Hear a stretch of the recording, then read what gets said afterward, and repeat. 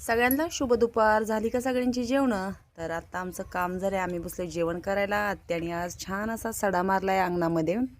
तर काय काय आज जेवणात, चला. आज आहे एकादशी, त्याच्यासाठी बनवली आहे मस्त अशी भगर. मिरची, लिंबू. सकाळी नाश्त्याला हे पोहे केले होते.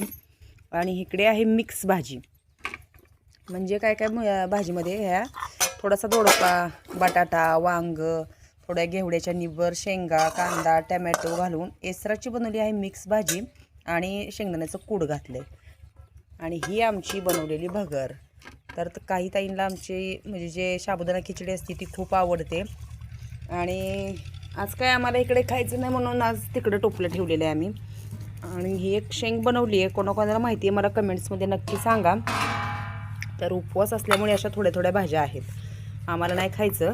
तर ही बटाट्याची शेंग आहे.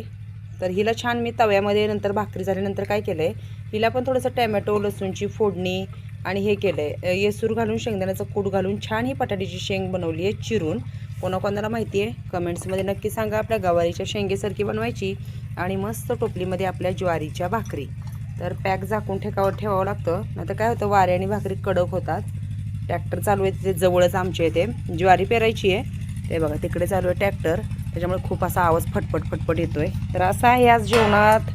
उपवासाची भगर, मिक्स भाजी, पोहे, बटाट्याची शेंग, भाकरी, या सगळ्या